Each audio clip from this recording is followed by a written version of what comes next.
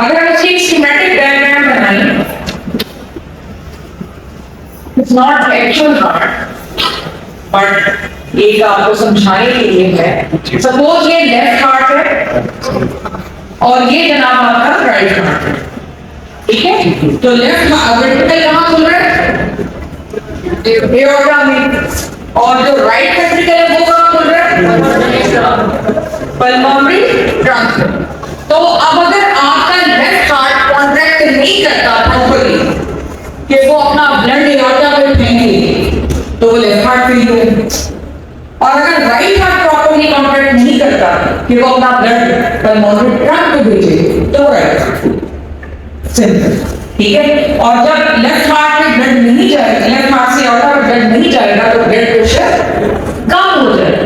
जब blood pressure कम हो जाएगा तो नेचुरल जो मैकेनिज्म्स हैं वो कौन से एक्टिवेट हो जाएंगे? Renin angiotensin aldosterone axis, renin angiotensin aldosterone axis, ठीक है। और सिंपैथेटिक नर्वस सिस्टम जो है वो भी आपका एक्टिव हो जाएगा। अब बेसिकली होता क्या है, एंजियोटेंसिन और रेनिन और एंडोस्टेरोन ये लेके इन्होंने क्या करना होता है कि जब ये एक्टिवेट होते हैं तो ये सोडियम को रिटेन करते हैं और वाटर को रिटेन करते हैं। Sodium retention and water retention and potassium excretion. और सिंपैथेटिक नर्वस सिस्टम का क्या काम है कि वो वेसोकंस्ट्रिक्शन, यानी इन तमाम चीजों से, यानी जो सोडियम रिटेंशन हो रही है, वाटर रिटेन हो रहा है और वेसोकंस्ट्रिक्शन हो रही है, इन तमाम चीजों से मकसद ये है कि आपका ब्लड प्रेशर जो कम हो रहा है, जो कि जरूरी है तमाम ऑर्गन्स को परफ्यूज करने के लिए, वो मेंटेन। अगर ब्लड प्रेशर नहीं होगा तो फ्लो कैसे होगा टू डिफरेंट ऑर्गन्स? जब डिफरेंट ऑर्गन्स को फ्लो नहीं होगा तो उनको ऑक्सीजन कैसे मिलेगा? जब ऑक्सीजन नहीं मिलेगी तो obviously glucose break down in your blood to give them energy. So blood pressure is very important. Pressure नहीं होगा तो सारे मसाइल होंगे। उसको मेंटेन करने के लिए अल्लाह ताला ने रेनिन एंजियोटेंसिन एंडोस्टेरोन सिस्टम फॉरन एक्टिवेशन हो जाता है जब हाइपोपरफ्यूजन होती है, स्पेशली टू द किडनीज। इसी तरह सिंपैथेटिक नर्वस सिस्टम की एक्टिवेशन हो जाती है जो कि वेसोकंस्ट्रिक्शन करती है, ब्लड प्रेशर मेंटेन करती है। दूसरा, हार्ट रेट को ज्यादा कर देती है, टेकीकार्डिया कर देती है। उसका मकसद भी यही होता है इन रिस्पांस की जल्दी जल्दी हार्ट बीट करे और जल्दी जल्दी अपना ब्लड जो है वो पंप करे इधर इनटू एओर्टा और इनटू द पल्मोनरी ट्रंक।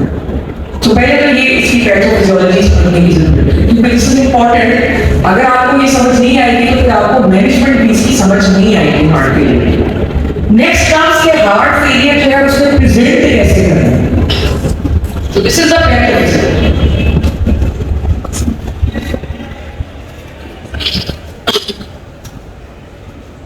यहां का कोई क्वेश्चन इस समझ आगे जो होता है, अगर लेफ्ट हार्ट फेलियर होगा तो पेशेंट कैसे प्रेजेंट करेगा? नाउ यू नो कि अब जब आपका वो आगे पंप नहीं कर रहा ब्लड तो पेशेंट किस तरह से प्रेजेंट करेगा लेफ्ट हार्ट फेलियर? ब्लड आगे नहीं पंप कर रहा तो कहां जा रहा है? नीचे जा रहा है। ऑब्वियसली लेफ्ट एट्रियम अगर आपको याद हो, अगर हम इसको दोबारा से बनाएं, लेफ्ट हार्ट,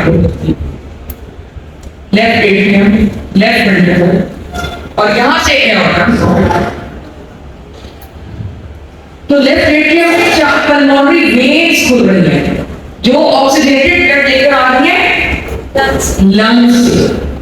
वो ऑक्सीडेटेड ब्लड लेफ्ट एट्रियम से लेफ्ट वेंट्रिकल में जाता है, आगे नहीं ब्लड जा रहा है तो ऑब्वियसली पीछे का ब्लड पीछे रहेगा, लंग्स पे रहेगा। तो patient of left heart failure would present as dyspnoea से भी ज्यादा ऑर्थोपनिया, क्योंकि लंग्स अगर आप देखें तो वो इस तरह से आप जब खड़े होते हैं तो लंग्स ऐसे हैं, ठीक है। अगर आप खड़े हुए हैं बिकॉज ऑफ ग्रेविटी जो ब्लड इसके अंदर जमा होगा वो इधर होगा तो मसला तो होगा उसको सांस लेने में, लेकिन जब वो लेटेगा जिस तरह रोजा की बोतल है वो उसके अंदर आधी बोतल अगर भरी हुई है और आप उस बोतल को उसके अंदर लिटा देंगे तो वो बोतल पूरी भर जाएगी, हालांकि फ्लूइड उसमें आना ही है, हाफ बोतल तक ही है। इसीलिए जब ऐसा बंदा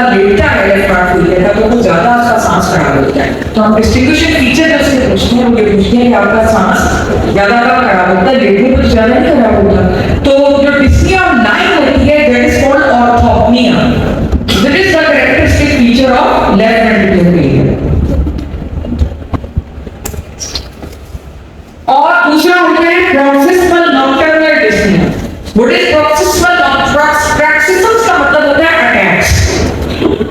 पेशेंट जो है उसका हार्ट फेलियर अभी इतना एडवांस नहीं हुआ, ठीक है, तो जब जब वो पंप करता है उस वक्त ब्लड जो है वो लंग्स के अंदर एक्यूमुलेट होता है सोते वक्त, और एकदम से उसकी आंख खुल जाती है बिकॉज ऑफ डिस्निया, और वो एकदम से बैठता है and he tries to open up the windows to get air, ठीक है। जब वो बैठता है तो वो बेहतर होता है, लेकिन उसके बाद जब वो बेहतर होता है वो फिर लेटता है तो दोबारा से पानी आहिस्ता भरना शुरू हो जाता है। So this is called paroxysmal nocturnal dyspnoea.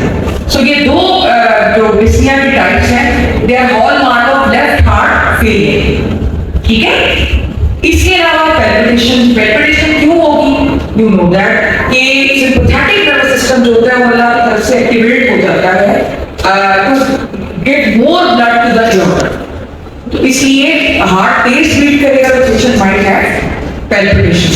फिर उसके बाद आउटपुट आगे कम है, ब्लड नहीं मिल रहा ऑर्गन्स को, तो पेशेंट को feel a sort of weakness, fatigue, lack of energy, उससे काम ही नहीं होगा, ठीक है ना, क्योंकि रेस्ट ही पर उसकी ऑक्सीजन भी डिलीवर हो रही है ऑर्गन्स को, तो what to talk of exercise. तो ये सारे फीचर्स हैं लेफ्ट हार्ट फेलियर। अब सिर्फ पैथोफिजियोलॉजी समझने से आप इसके सिम्पटम्स खुद बना सकते हैं। समझ आए? एनी क्वेश्चन सो फार अगर आपको नहीं समझ जी बेटा, you can ask any time. Science क्या होंगे? सिम्पटम्स लेफ्ट हार्ट के मैंने आपको लिस्ट कर दिया। टेकिकार्डिया और पल्स रेट जो है वो ज्यादा होगी, और वो राइट हार्ट फेलियर की बात हो जाएगी। अभी हम लेफ्ट हार्ट को डिस्कस करेंगे one by one. Pulsus alternans. What is pulsus alternans? एक बीट वीक एक स्ट्रॉन्ग, एक बीट वीक एक स्ट्रॉन्ग। तो पल्सेस ऑल्टरनेंस हमें मिल सकती है, लेकिन वो ज्यादा बेटर पेरिकार्डियल फ्यूजन के अंदर आपको इसमें मिल सकती है, लेफ्ट हार्ट फेलियर में मिल सकती है। और जी बेटा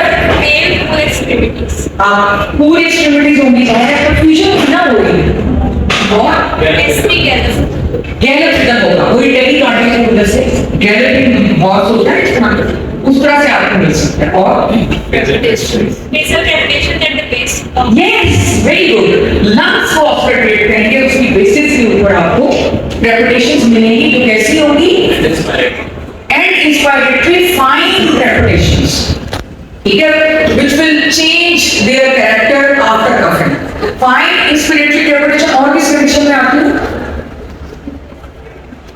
लंग फाइब्रोसिस में। लेकिन उसके अंदर आप जब खांसी करते हैं तो वो चेंज नहीं करती अपना character, they remain the same. ये चीजें फ्लूइड है, तो जब आप खांसी करोगे तो फ्लूइड भी डिस्ट्रीब्यूट होगा, तो इसकी वजह से ये चेंज हो जाएंगे। तो अगर हम इसको समराइज करें, इतने ही सिम्टम्स आए अगर आपको याद रहे तो बहुत सिम्टम्स में आपका आ जाता है डिस्निया, लेकिन ऑर्थोपनिया एंटी ज्यादा हॉलमार्क है। इसके अलावा पैल्पिटेशन, इसके अलावा फटीग, लेसिशन, lack of energy, cold extremities की वो कंप्लेंट कर सकता है, मेरे हाथ पैर ठंडे रहते हैं, may be decrease urine output, क्योंकि इसी को आप अगर आगे लेके चलते जाओगे ये ज्यादा समय होता जाएगा कार्डियक फेलियर, तो फिर पेशेंट जो है माइट गो इन कार्डियोजेनिक शॉक, तो उसमें यूरिन आउटपुट कम हो जाएगा, ठीक है, less than 50 CC per hour, और पेशेंट का कॉन्शियस स्टेटस, ब्रेन को परफ्यूजन कम हो जाएगा। तो इसको आप आगे से आगे बना सकते हैं, ठीक है। साइंस में क्या है, अगर आप हाथ से स्टार्ट करें तो आपकी पल्स टेकिकार्डिया होगा, पल्स ऑल्टरनेट हो सकती है, ब्लड प्रेशर आपका लो हो सकता है। इसके अलावा आपको हार्ट के अंदर जो है वो गैलेट मिल सकता है, पीछे बेसिस के ऊपर आपको कैल्कुलेशंस मिल सकती है। तो ये सारे जो हैं वो इसके साइंस हैं। अब अगर लेफ्ट हार्ट फेलियर के बाद राइट हार्ट फेलियर की बात कीजिए, तो राइट हार्ट अगर आप देखें तो उससे खुलना है pulmonary right atrium, right ventricle, और ये पल्मोनरी आर्टरीज, और ये वही आर्टरीज है which are carrying deoxygenation to the lungs for the oxygenation. अब राइट वेंट्रिकल फेल है तो फिर आगे ब्लड यहां नहीं जा रहा।